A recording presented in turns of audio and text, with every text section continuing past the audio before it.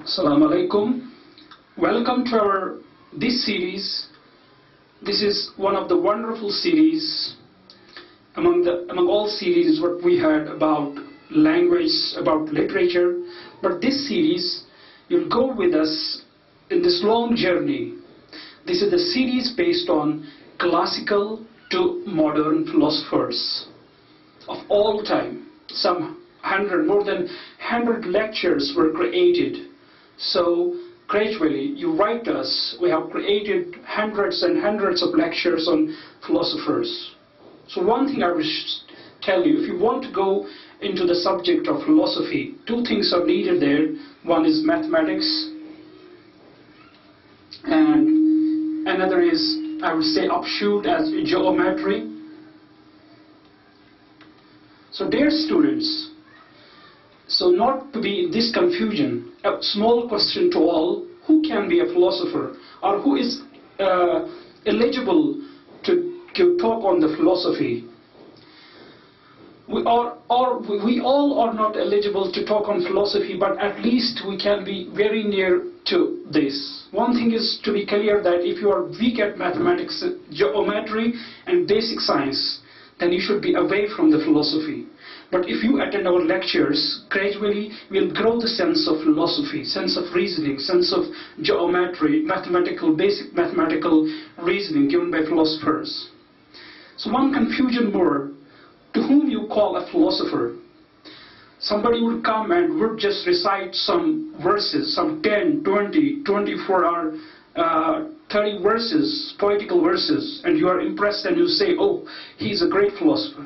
Then I should have been top in the list, because I know verses in thousands, in Persian, Arabic, in Kashmiri, English, and I know a lot of verses. But it is not the case that people would lecture about the poetry that would be counted as a philosophy.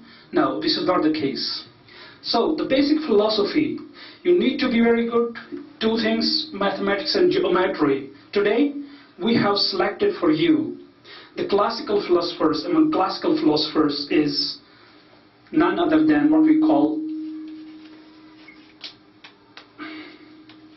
and how to pronounce it is a bit aspirated, Thales. Thales. Who was Thales?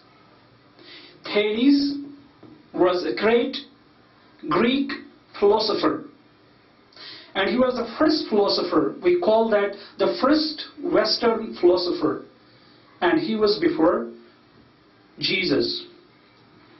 When we go some 500 years back, almost 524 is the date when there was born this great person, namely Thales. And he lived almost 78 years, and he died in 400. He died 546, 624 and 546. Now see, 6th century BC, I would say this great person, whom Aristotle says that he was the first great Western philosopher. And we would go accordingly what exactly was his thought, what exactly was the belief of Thales. He was from the Ionian school, and he was from the very town of Anatolia. What we call that town is Miletus. Miletus. So it's my pronunciation, letus. It's Miletus, Milesian school, that town. Where exactly is this place, Miletus? So if you go there and you see this place, we would say that it's intrusion there in the western part from the Asia Minor. So I will include this into Asia Minor now as the Turkey, this place where Thales was born. And there was a great influence of Grecian people till the age when Seljuks and Ottoman Empire. They attacked this place, I would say, and they included it into the territory of Turkus, now Turkey, this Asia Minor part where this Thales was born. People were speaking Greek, the Grecian language they would speak. So from northern side there is Dead Sea. So if it's Asia Minor, Turkey, then this is another area, then this is Syria, then this is Iraq, then this is Iran, then this is Pakistan, then Afghanistan, this is here, the part of Europe and northern part, this is India here, and where is this place? And from here onwards is, here is the water, the sea, here is the Italy, Greek and other parts. Here was this place where this person was born. So, in which he was interested, Thales. He was interested in geometry, he was interested in mathematics, so that was the basic of the philosophy. So what was the basic contribution of this great philosopher Thales? I would say that he freed the philosophy from the roots of mythology, what we call, because people would just discuss about the heroes, about the goddesses, about the gods, about the goddesses, anthropomorphic gods in Greek, and they were considered to be heroes. And in that very sense, in that style, everything was understood, everything was explained to the people of the Greek. But he did free it all from that. But some people believe, some critics believe that he was the bridge between old world of Greeks and the new world, the beginning of new world, from Thales. Some say no, he did utilize the scientific theories, scientific understanding in order to give new way, in order to give new shape to the philosophy. So dear students, who was Thales? He was from Greek. I would say that then Greek, the area was bigger, and he studied the geometry from the Babylonian geometry and geometry from these Egyptians. So he was a great reader, he was a great person, and he was a great scientist, the first scientist. So he was interested in what we call is metaphysics. He was interested in mathematics, he was interested in ethics, he was interested in geometry. I write here mathematics, geometry, he was interested in metaphysics, geometry. So what was his belief? The first belief, what we call the metaphysical belief of Thales, the first belief was, later on will come some more stories about Thales. The first belief was that the whole universe, whatever is there in the universe, is made of water. That means everything is made of water. Everything is made of water. Made of water. Now, once he was asked that what's earth made of, he answered that the earth is made of water. So also, not only this belief that the whole is made of water, but some more beliefs like that the water floats on this earth floats on water. Earth floats on water. So there were two concepts of these disasters at the time of these Thales. One was the mythological disaster concept, what we call mythological disaster concept. So we are going through the series of philosophy, the classical philosophers to modern philosophers, mythological these beliefs. And another was, which was later introduced by Thales, that was the earthquake by natural processes. Earthquake by natural processes. So he understood that earth is like a flat. It's a flat one, it's not roundish that much, and it floats on water.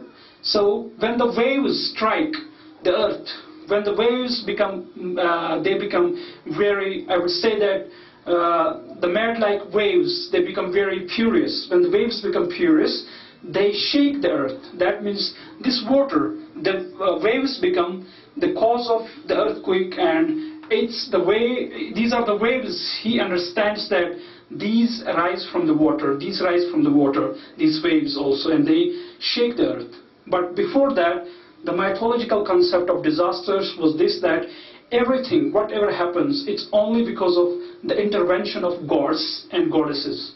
As we see in the adventure of Odyssey, and what we call that this Homer's adventures of the heroes, the Greek gods, about the Achilles, about all those we later introduce. So today it is Thales. He was born in 6th century BC, so he was the first influential philosopher, the first influential scientist who thought according to the scientific, according to the reason. So this was one contribution about Thales, that everything is made of water. Something was to be introduced.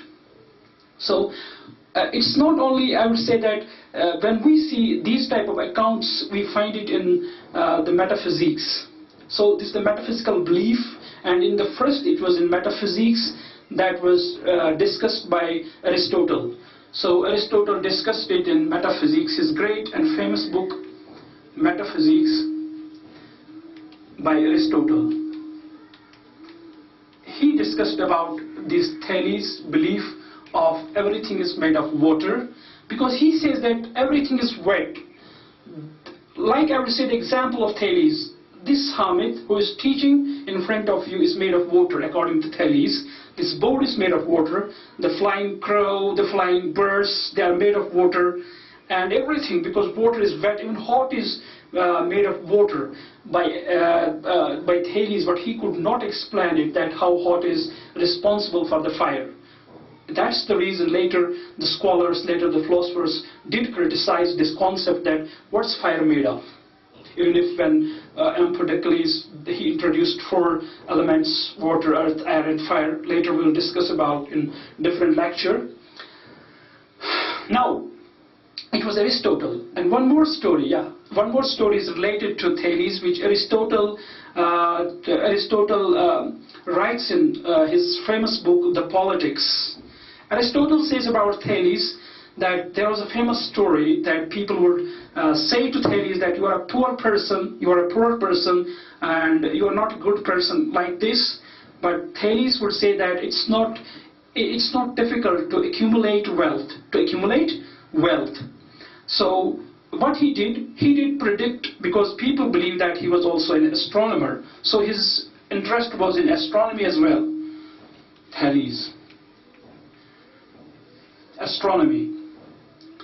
So what he did predict about this year's payday, and he did say that it would be the payday, it would be the increase of this, it will be the increase of what we call olive oil. It would be the payday of olive oil in abundance. So he did buy the factories which were responsible for grinding the seeds in order to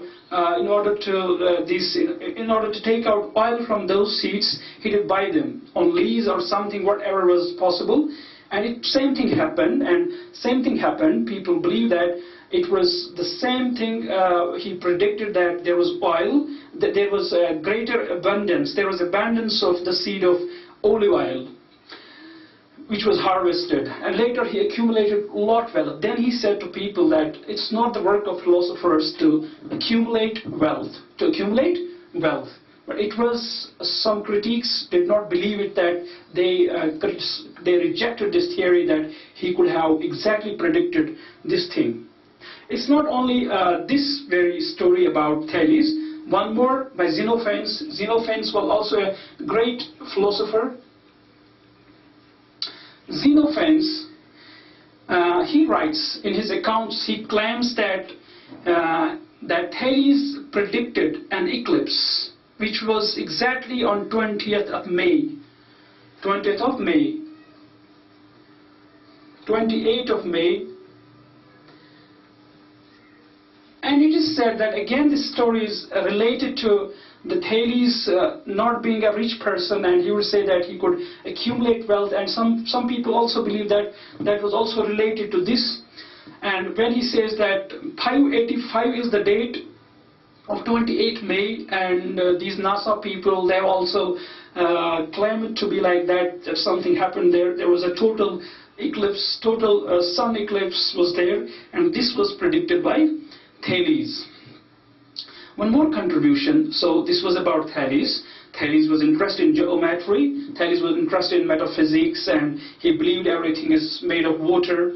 Thales, and it is being, I would say that, educated by Aristotle, as felt that he was the first great Greek philosopher, and he was from the Ionian school. There are not only these basic three philosophers from this school, but there was what we also call a Milesian school. Like this Thales, like Anaximander, like Anaximenes. Anaximander being the student of Thales, and later introduced a different concept of Perion, and later Anaximenes did introduce the concept of air.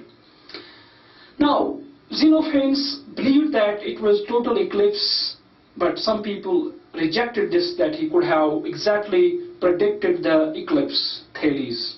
So what was the philosophical contribution of Thales? That he gave the first rational reasoning, rational thinking, and also introduced the first thing, what we call deductive method in geometry. So he did introduce deductive method.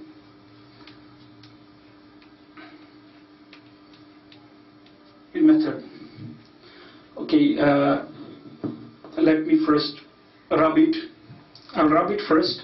So introduce this deductive method in geometry. I'll just show the method. What kind of method is this?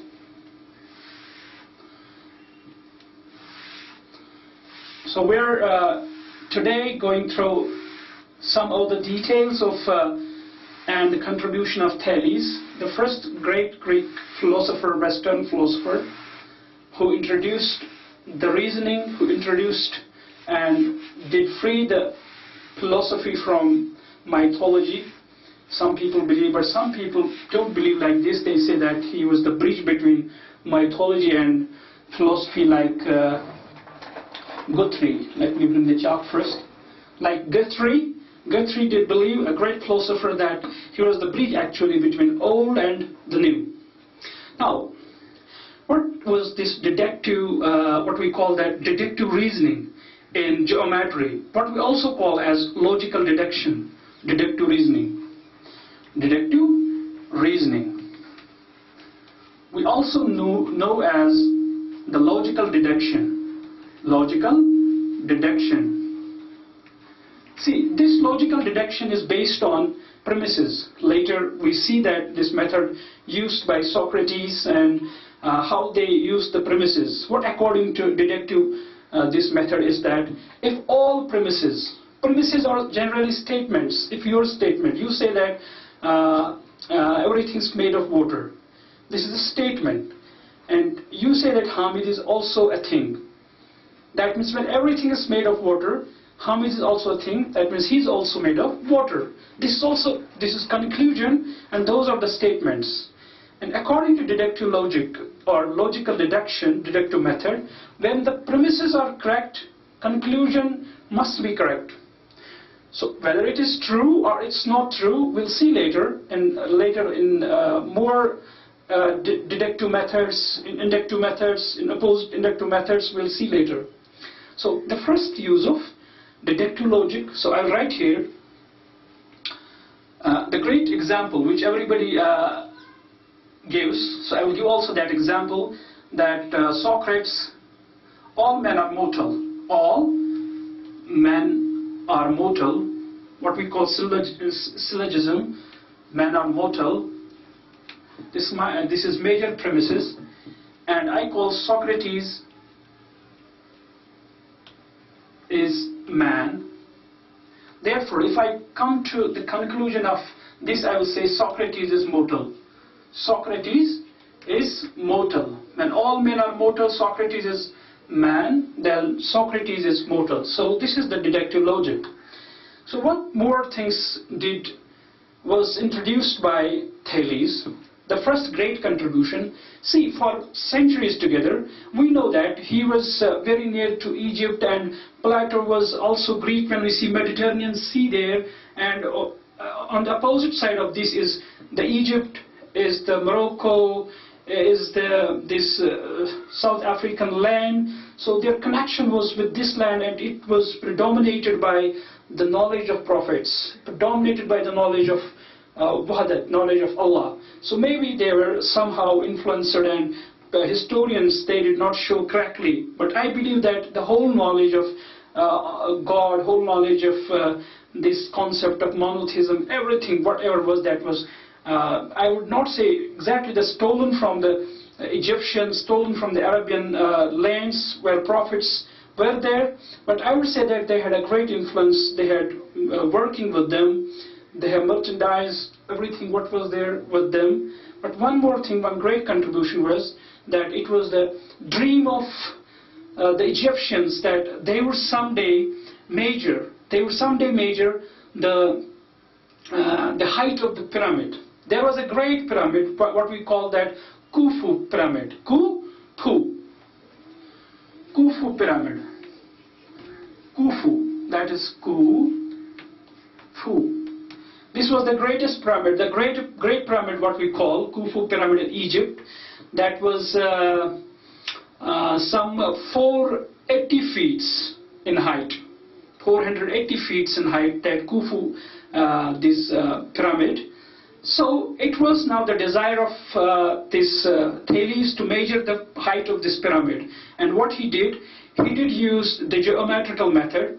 And first he was thinking about to go to the top of Egypt, this pyramid, but that was not possible because of the polished surface of these tools and the greater height of these pyramids. So what did he do that? Some people believe that he did use the stick, and some people believe that he did use himself. And he believed that when the shadow of a thing would be equal in height to the shadow of the thing. For example, I would just say the example he used. He did say to the people that go and have this stick or the rod, fix it inside the earth, like this, perpendicular, as it looks standing there. And when the shadow becomes equal to the shadow of this very thing, that will be the best time. He did say that, he did propose that would be the best time to measure the height of the pyramid. And same thing happened, and he did introduce, as you see that between two legs there is 45-degree angle. If we say that, and when this pyramid was there and the shadow exactly, but in the beginning when the sun rises and it's very near to horizon and the shadow is bigger, but when the sun goes above and your shadow becomes almost equal to your height, that time he did measure the height of the pyramid and started from the middle of this pyramid, because the angle would be like this, and he did select the midpoint, and he did say that this would be exactly the height of the pyramid, and that same thing happened. So this was the first great use of deductive logic in this, what we call in geometry. If this is this, then this is this, this could be this. So another concept was the concept of measuring the distance of the ship from the shore, from the seashore. So according to Thales, if this is the shore and there is a ship in the sea, how to measure the distance of this? So we are studying philosophy, all this is all philosophy. So you may be amazed to listen that, is this philosophy? Maybe you are of this very concept that poetry of Shakespeare, poetry of Keats, poetry of this, that's philosophy. But actually the philosophy is mathematics, the philosophy is geometry, the philosophy is your logic, the philosophy is your reasoning, everything. So this is the ship, and he says that we have to just fix two sticks, and one stick 20 odd steps, then more 20 odd steps you have to fix one more stick there. Then you have to see that where to fix this ship when it reaches here, and if it to be fixed here, then you have to create the triangles.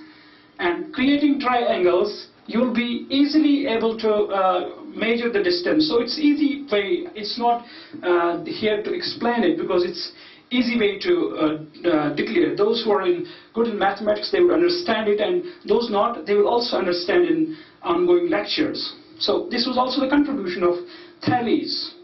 Now, what exactly was the Thales concept? Was this, if I just measure, that was 4 to 5 theorems. 5 theories were included in geometry. He gave theorems. Like first I would call as Thales theorem and intercept theorem. One is intercept theorem, one is Thales theorem. What was this? I will just measure it here.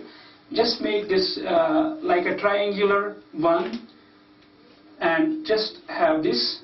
If it's A, B and C, then this is D and E. So according to Thales, this side, if I say this is DE, DE divided by BC, DE divided by BC would be equal to AE divided by AC, That would be equal to AD divided by AB, So I will write here this DE,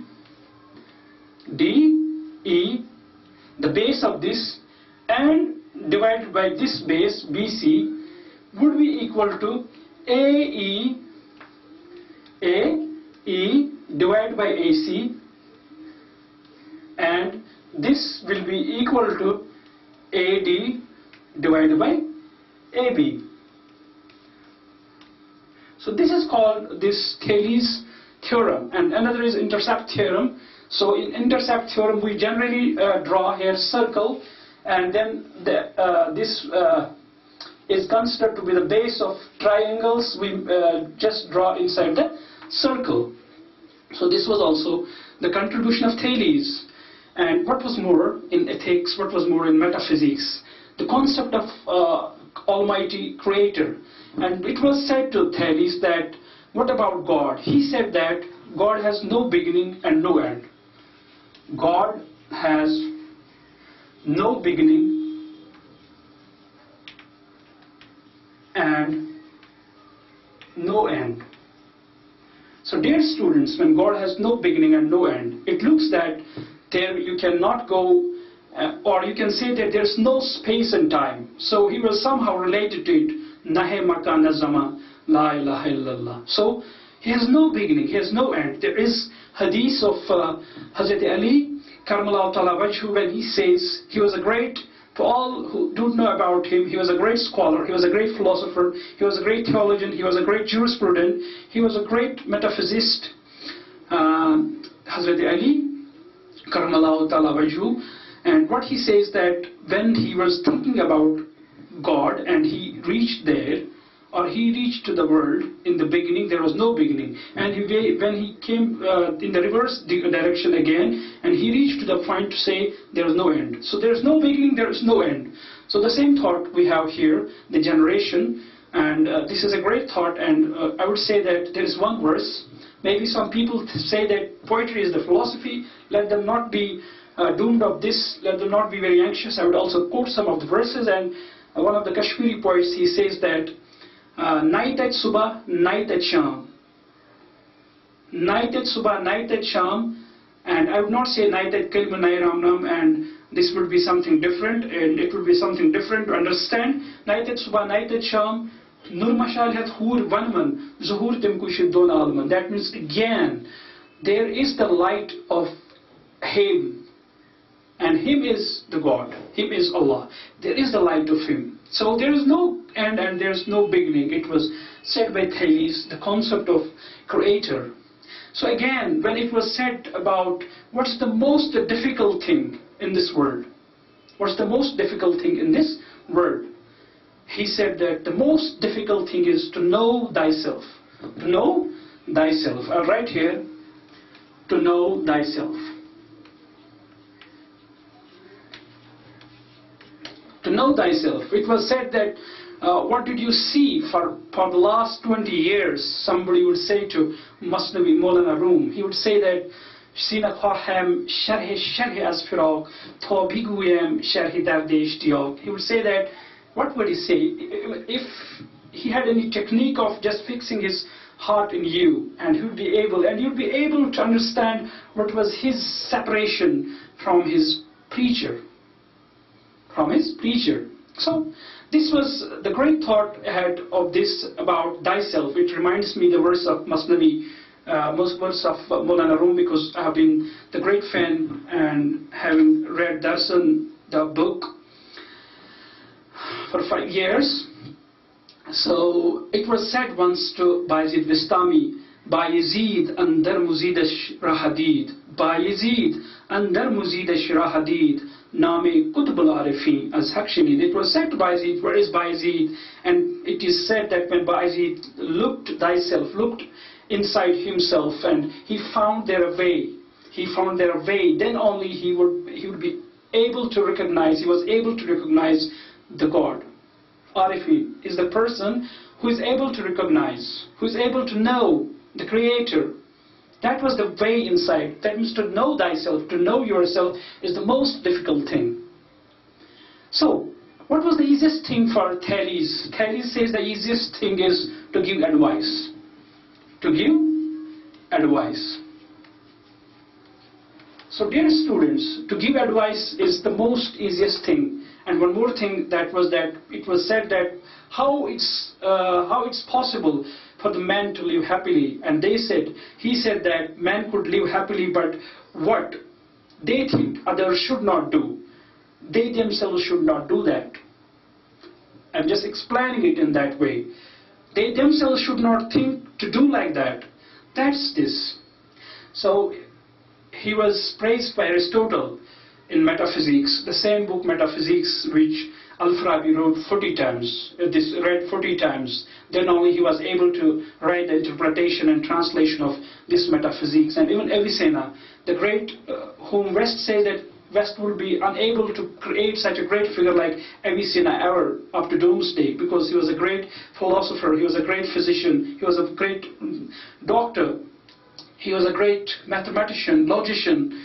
And he says that even Avicenna, he read 40 times the Metaphysics of Aristotle. He was unable to understand that. Aristotle somehow praises Thales being the propounder. And we also call Thales, and he was the, what we call at Hylozoic.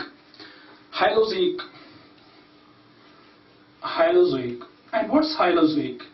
And according to his belief that everything, whatever is present in this world, everything is alive. Every matter is alive. Every matter has life, and he believes that everything is wet and has life. So he's a holozoic, everything is alive in this world. So this was a brief thought about the Thales, his belief, his origin from the Anatolia, from Turkey, and here in that place, Miletus is the place. From one side, from the northern side, there is Dead Sea, and from this very side, there is Aegean Sea. So this was a great place, a great thinker, a great mathematician, a great scientist who did a lot in the philosophy. We'll talk more about Thales when we take some more philosophers in their comparison. We'll do comparison of these people. So you can subscribe my videos in order to get more videos free of cost. So see you in our next lecture, but you can note my address bukharihamid786 @gmail.com. So see you in our next talk. Till then, goodbye.